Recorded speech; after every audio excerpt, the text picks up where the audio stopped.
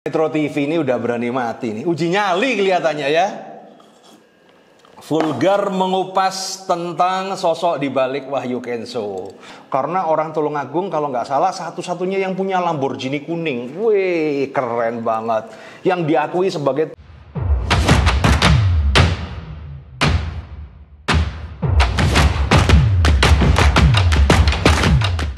usaha dengan kartu kredit. Join Credit Card Revolution.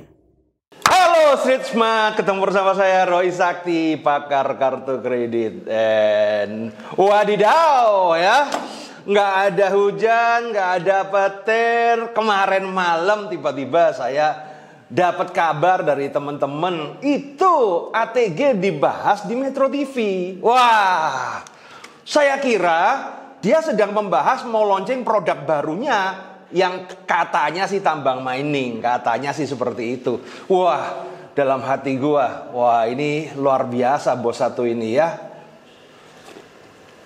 Masalah satu belum beres sudah buka lagi gitu kan. Katanya sih seperti itu. Gua kira seperti itu. Ternyata begitu saya klik, itu namanya Realitas Metro TV ya. Ternyata isinya wadidaw teman-teman. Wah, gue ketawa deh. Nah, hari ini kita akan membahas komen saya ya dari ulasan Realitas Metro TV ini. Tapi kalau Anda mau tahu yang versi lengkapnya Metro TV, silakan linknya di sini ya. Saya kasih ini Metro TV. Tapi sebelumnya saya appreciate sama Metro TV, mantap bos, ya kan? Berani ya kan, di saat media-media lain dibungkam ataupun sengaja membungkam. Kayak contoh kalau Anda lihat di Detik gitu ya kan, berita tentang ATG itu nggak ada, yang ada malah berita sponsorship bahwa ATG adalah robot yang paling konsisten 23 bulan kalau nggak salah ya. Kelihatannya luput satu ini, yaitu Metro TV. Nah, pertanyaannya sih kenapa sih Metro TV itu bisa berani membahas ATG yang sebenarnya banyak media lain yang tidak berani membahas ataupun takut itu kan. Nah, bentar. Coba deh klik di komen. Coba saya bikin tahu ya. Nah, oke. Ini videonya panjang ya, 20 menitan. Ya, kita nggak usah ngulang lagi. Lu kalau melihat, lihat di situ aja. Saya akan melihat highlight terpenting dan saya akan memberikan komen. Dan sebenarnya apa tanggapan mereka? Yang menarik adalah ya, ini udah tanggapannya macam-macam deh. Oke, kita lihat di sesi pertama ya, langsung. Di pertama itu dia membahas kronologis kejadiannya, kemudian ada salah satu curhatan korban, yaitu seperti ini ya. Kalau untuk penarikan dana, jangankan saldo keuntungan, menarik dana deposit sendiri pun sangat sulit. Kalau di case saya, mungkin dibilang profitable atau enggak, saya akan bilang enggak. Karena saya baru withdraw sangat sedikit ya. Dan deposit saya masih timpang jauh sekali ya. Sebetulnya kalau bicara kerugian, ya kerugian saya modal semua itu saya kerugian. Karena saya sampai dengan hari ini saya tidak bisa withdraw. Jadi mulai bulan Januari itu mas, ATG ini mulai seret soal penarikan withdrawal. Dan masih berlangsung sampai hari ini dengan dalih alasan adalah maintenance system pada saat awal Januari ya. Sampai dengan April kemarin, alasannya adalah maintenance system. Lalu ada alasan lagi regulasi gitu kan. Oke, nah di sini ada yang namanya Pak Dani, ini dia sharing bahwa ternyata terjadi dia belum pernah menikmatin hasilnya. Dan saya ralat ya Pak Dani ini, maintenance sistemnya nggak sampai April. Sampai hari ini pun tetap ada maintenance system, perpindahan server dari apa. Saya sadar kok, yang dibangun ATG itu sebenarnya bukan untuk lancar withdraw. Tapi dia sedang membuat sebuah mesin waktu gitu kan. Makanya maintenance sistemnya itu nggak selesai. Ya wajar lah. Dia kan mau memutar balik waktu gitu kan. Nah, ini yang menarik nih. Kemudian ulasannya ini bagaimana pertahanan dan itu jebol ketika melihat profil dari idola kita, Big Boss ATG. Siapa lagi nih? Nah, kita lihat ya. Berawal dari keraguan dan antipati, pertahanan diri Dani akhirnya jebol setelah melihat sosok Wahyu Kenzo di media sosial. Tampilan mentereng Wahyu Kenzo dengan sederet aset mobil mewahnya menggiring Dani merubah keyakinannya. Apalagi Wahyu Kenzo kerap memamerkan pose foto bersama beberapa pejabat di negeri ini hingga akhirnya ia bergabung menjadi anggota ATG. Nah karena faktor itulah, jadi akhirnya saya berpikir gitu, kayaknya nggak mungkin ya kalau seorang figur sebesar tokoh ini yang dihormati di Republik kita gitu ya. Dan orang ini, si Wahyu Kenzo ini dekat dengan figur seperti itu gitu. Saya jadi berpikir Mas gitu, secara psikologis saya berpikir kayaknya nggak mungkin nih bahwa orang seperti ini mau berteman atau dekat dengan orang yang notabene akan jadi kriminal atau ponzi. Nah ini biasanya yang selalu dilakukan oleh tipu-tipu perusahaan ponzi, yaitu apa? Foto-foto dengan orang terkenal, foto-foto dengan artis, foto-foto dengan pejabat, supaya siapa sih eksistensinya itu kelihatan nih. Akhirnya kan calon korbannya kan lihat, masa sih dia udah foto-foto kayak begitu, kemudian scam. Kenyataannya juga scam juga teman-teman, walaupun scamnya nggak malu-malu duit lah. Ya, maintenance WD pun cuma $100 ya. Ya sama aja kalau orang kredit properti kemudian macet, angsuran 30 juta kemudian bayar cuma 100.000 ya. Ya tetap macet teman-teman ya. Ya tapi itu udah format lama dari pemain ponzi. Jadi hati-hati ya. Jangan Anda selalu terbuai dengan foto-foto sama artis, pejabat, flexing sama jam tangan, kemudian bangun tower apa segala. Endingnya Anda ketipu juga kan. Nah oke, kita akan lihat nextnya. Beberapa anggotanya mulai resah lantaran tidak bisa menarik dananya. Realitas menemui beberapa korban ETG yang telah melaporkan PT Pansaka ke Mabes Polri. Nah, yang menarik adalah dari korban-korban ATG ini, teman-teman, yang melapor itu sedikit, ya. Yang melapor itu sedikit. Banyak yang masih terbuai dengan nina bobo dari leader-leadernya. Kita akan bisa, kita akan berhasil. Ditambahi lagi ada buser-buser, ya kan, baik yang centang biru ataupun buser-buser fiktif di grup-grup Telegram yang menyanjung-nyanjung bosnya. Kita tidak apa-apa. Maintenance 7 bulan nggak apa-apa itu ya. Rapopo ndah saya utai busung ya kan. Nah belum lagi ada Queen of Drama, ada Cici Belanda yang halo Besti, waduh, wah kita ini berjuang untuk kalian, wah udah kompleks deh, mantap. Member itu antara takut, berharap, tapi udah tahu ketipu nih, tapi ya masih mau ditipu gitu loh. Bahkan kita diserang nih, wah kalau nyerang, jadi ada sebuah idiot bahwa kalau nyerang 4 sekawan ya kan, kemudian dia akan lancar ya terserah lo lah. Nah ini kita lihat, ini salah satu korban dan ada juga yang melapor dari LQ, itu cuma 15 miliar loh ya. Laporan itu cuma 15 miliar. Jadi kalau Anda ATG merasa baik-baik aja mau cabut laporan, ya udah diselesaikan lah. Korban cuma 15 miliar aja masa nggak bisa nyelesain, bikin malu aja. Tapi memang terkesan beberapa kali ada member yang bertanya ke saya laporan di aparat, ya saya nggak sebutkan mana. Tapi terkesan ATG ini sudah melakukan koordinasi dengan aparat-aparat ini. Buktinya adalah beberapa laporan itu mental, ya, apalagi kayak di Jawa Timur. Mental itu selalu mental ya, seperti ini ada yang kurang lah, bukan ini, pura-pura nggak tahu lah, ada aja. Pokoknya banyak sekali alasan-alasan dari pihak aparat ini yang mempersulit untuk korban itu untuk melapor. Belum lagi ketika sudah melapor akan takutin, kalau kamu ngelapor maka duitmu akan hangus, kamu akan apa? Waduh. Ini kasusnya sama ini dengan kayak kasus SPI ya kan, cuman pelecehan seksual. Kalau ini kan masalah duit nggak balik aja teman-teman. Oke, mari kita lihat ya. Nah, LQ Indonesia Law Firm melaporkan pengelola robot trading ETG ke Barreskrim Polri. Mewakili 141 anggota sekaligus korban ETG, LQ mencatatkan kerugian senilai 15 miliar rupiah. Tidak hanya ETG, law firm ini juga mewakili korban-korban dari beragam platform robot trading lainnya. Menurut Alvin Lim, robot trading yang kini marak ditawarkan tak lebih hanyalah praktik ponzi. Hanya iming-iming agar orang bisa dapat uang lebih besar daripada bunga tabungan sehingga uang itu dipindahkan, Pak. Diambil. Bunga yang dia kasih ke orang-orang awal itu adalah berasal dari orang yang sudah masuk sebelumnya. Jadi orang masuk sebelumnya, nanti tahun depan baru diambil, misalnya 10-20%-nya untuk dibayarkan. Ya, sisanya dia tilep. Nah, berikutnya kita akan melihat yaitu bagaimana si Realitas Metro TV itu mengupas big boss-nya yaitu Wahyu Kenzo, yang memang beliau ini menarik di antara bos-bos ponzi yang lain karena memang outfitnya itu terkesan mahal-mahal, ya kan, nggak mungkin lah barang-barang KW, kagak mungkin lah, ya. Pernah diwawancara sama Pak Dahlan Iskan, kemudian koleksinya Richard Mille. Kalau gua mah koleksinya apa, ini odong-odong, ya. Beda lah, Sultan sama Santan itu memang beda, ya.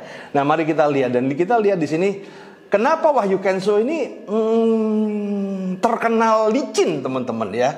Licin, dan karena apa ya? Beliau ini mempunyai satu kelebihan, yaitu bisa apa ya? Banyak orang itu segan dengan dia. Komunikasinya dia itu bagus sekali, yang membuat banyak dia dekat dengan para pejabat dan aparat. Dugaan saya sih seperti itu. Tapi kalau melihat dari tutur bahasanya itu enak banget gitu loh kan. Wah, ini gampang bisa diatur apa segala. Dan ini adalah salah satu kelebihan dari Pak Wahyu Kenzo. Sosok Wahyu Kenzo atau pemilik nama asli Dinar Wahyu Saptian Devrik sebenarnya baru mulai melambung ke publik di tahun 2021. Wahyu Kenzo namanya tercatat sebagai Chief Executive Officer atau CEO PT Pansaka. PT Pansaka tidak lain adalah juga memasarkan robot trading ATG. Pria yang belum genap berusia 34 tahun ini beberapa kali berpose sana-sini dengan sejumlah pejabat. Lantaran inilah sebagian besar anggota ATG makin mantap keyakinannya untuk bergabung. Pada 7 Mei 2021, Satgas Waspada Investasi telah memasukkan nama PT Sarana Digital Future International dalam daftar perusahaan investasi ilegal. Kala itu, ATG masih dipasarkan oleh PT SDFI. Otoritas Jasa Keuangan menyebut Auto Trade Gold 4.0 adalah entitas yang tidak terdaftar dan tidak berada dalam pengawasan OJK. OJK bahkan memasukkannya dalam daftar Investor Alert di portal resmi Otoritas Jasa Keuangan. Namun kala itu, pihak ATG membantah telah melakukan penggalangan dana masyarakat. Anehnya, hanya 4 bulan berselang dari pengumuman OJK, persisnya di bulan September 2021, Wahyu Kenzo merilis New Pansaka. Hadir juga di acara tersebut Ketua Majelis Permusyawaratan Rakyat MPR, Bambang Susatyo. Bambang Susatyo hadir di acara disebut dalam kapasitasnya sebagai penasihat Asosiasi Penjualan Langsung Indonesia atau APLI.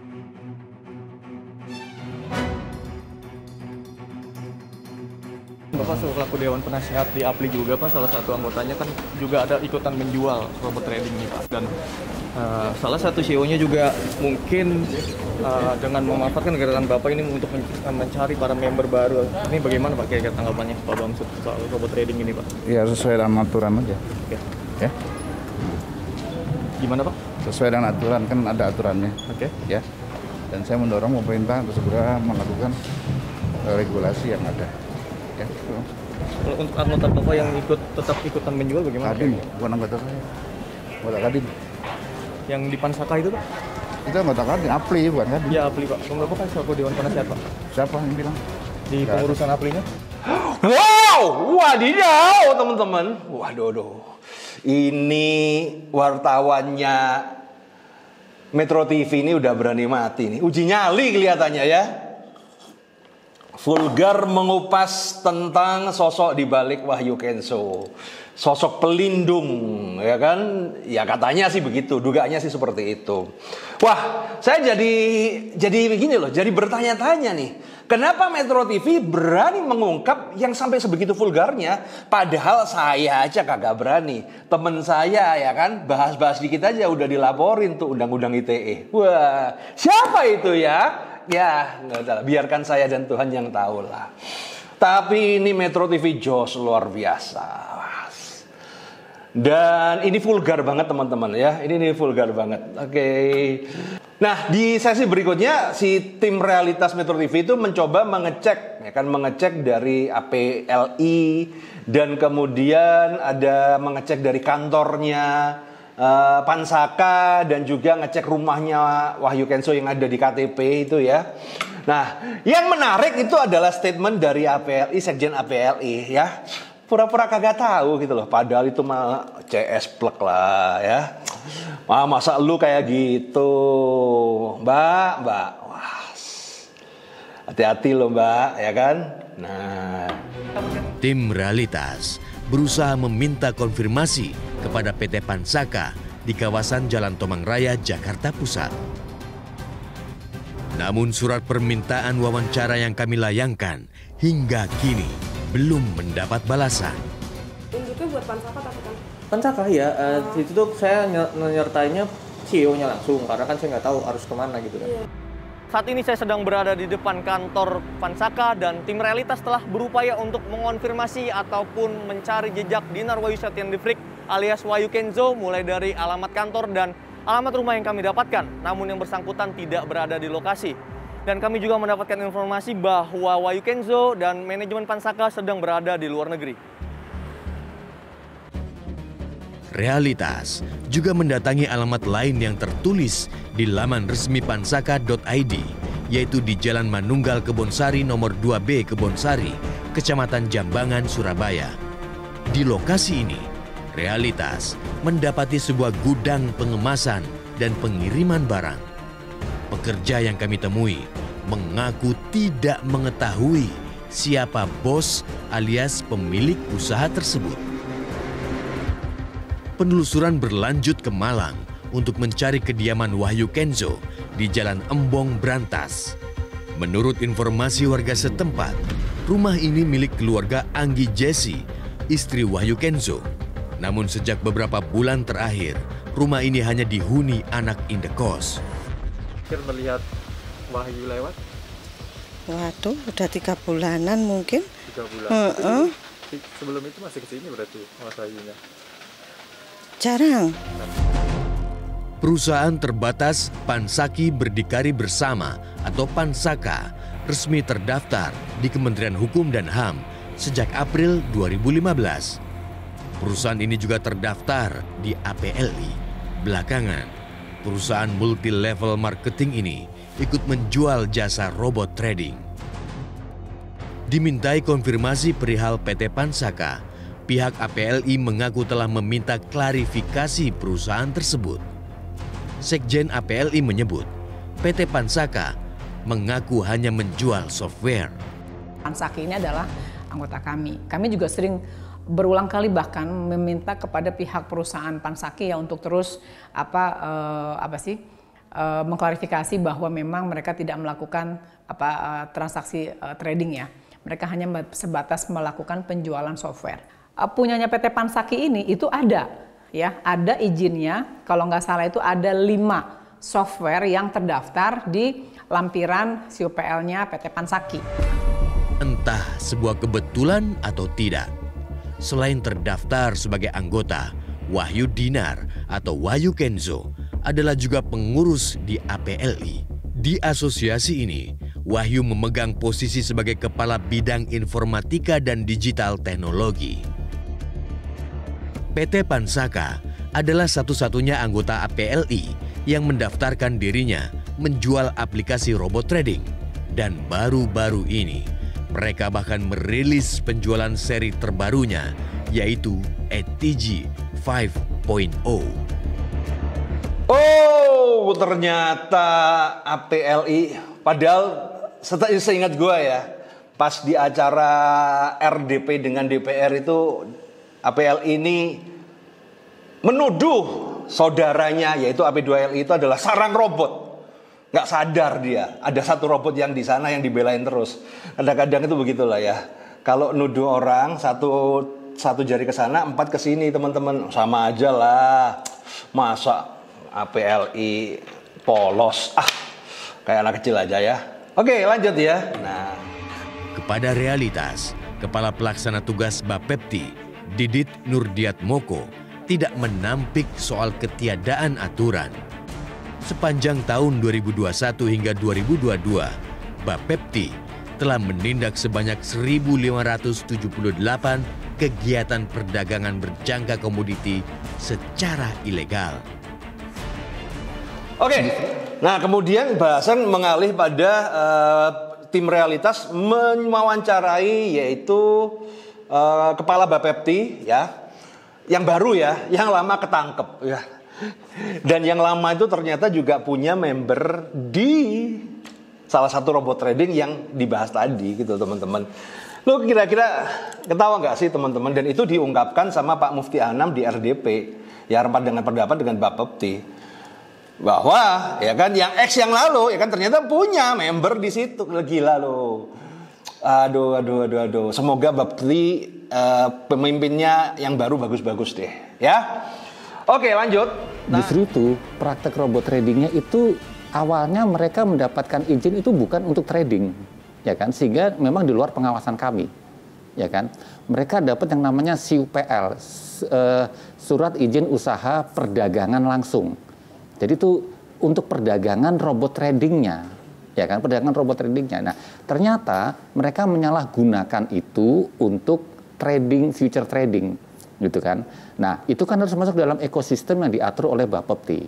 Nah, ini yang mereka tidak masuk di situ, gitu. Sehingga sejak awal memang kami tidak melihat ke sana karena mereka tidak terdaftar di Bapepti. Nah, berikutnya tim realitas Metro TV mengungkap siapa itu Lego Market, itu broker yang dipakai oleh ATG itu, dan ketahuan salah satu nama ya, Lego Market yang katanya tempatnya di Saint Vincent Grenadines, ternyata yang daftar adalah orang Indonesia namanya Bayu ya. Kita kenalnya itu Bayu Walker. Ini orang Tulungagung yang keren, sering masuk berita karena orang Tulungagung kalau nggak salah satu-satunya yang punya Lamborghini kuning. Wih, keren banget.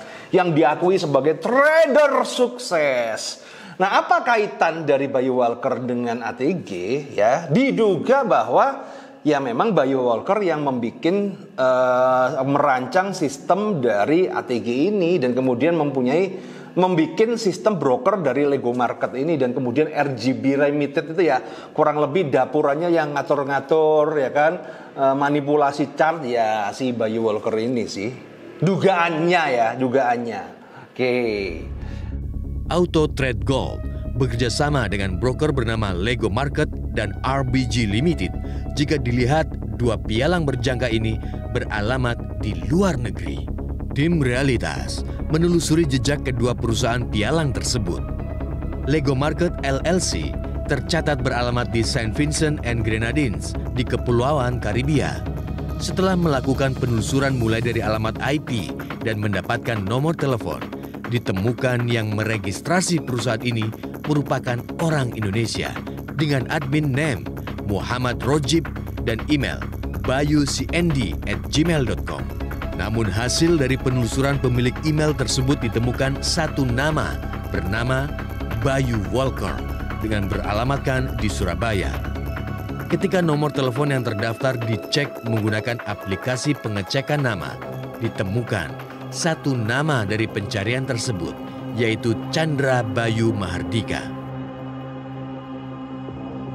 Lego Market juga bekerja sama dengan perusahaan pialang berjangka bernama RBG Limited. Perusahaan ini beralamatkan di London, Inggris.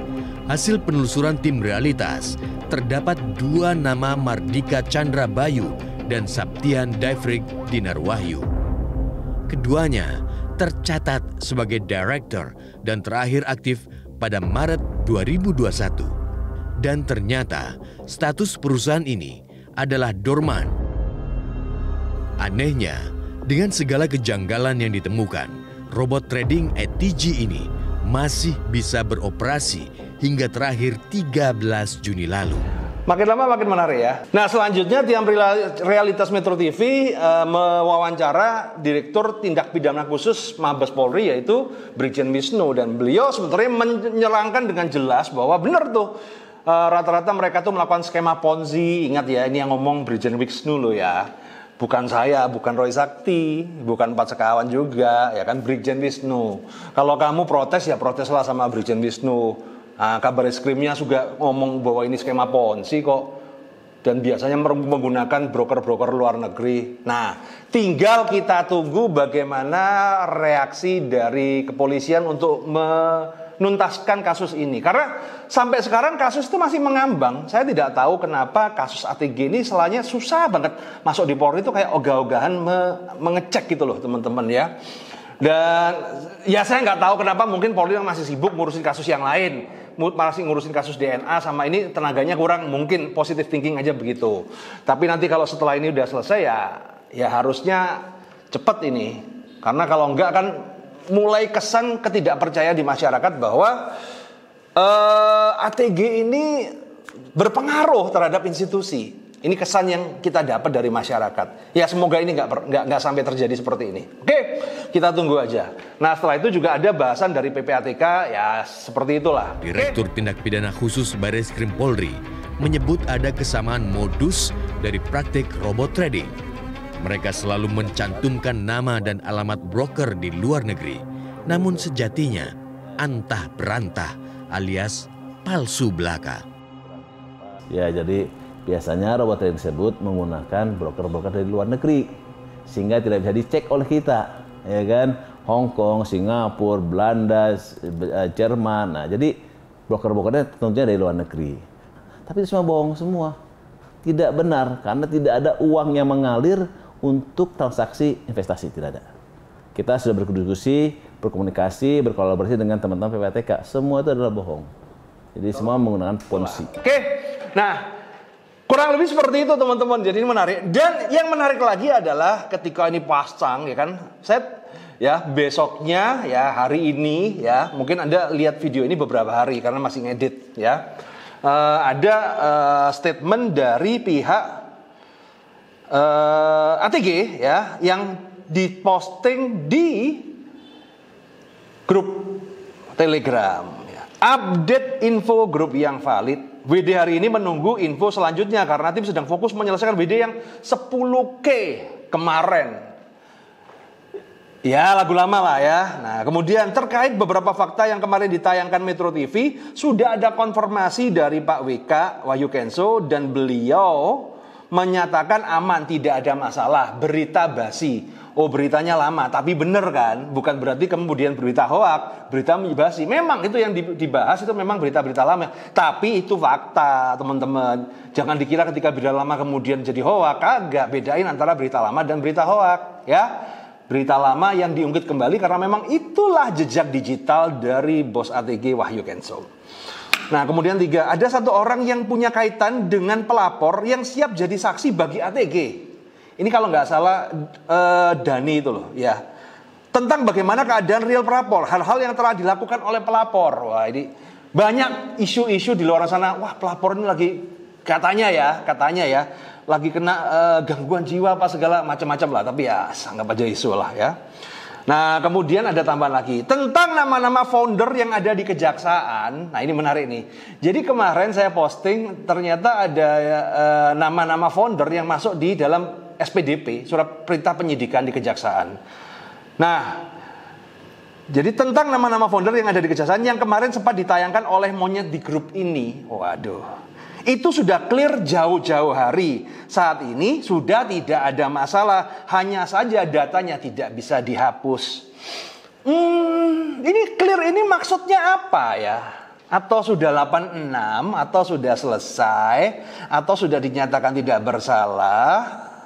Ini kenapa? Ini menimbulkan apa ya? Menimbulkan kecurigaan dari saya ini. Yang dimaksud clear itu sudah nggak ada masalah itu apa gitu loh.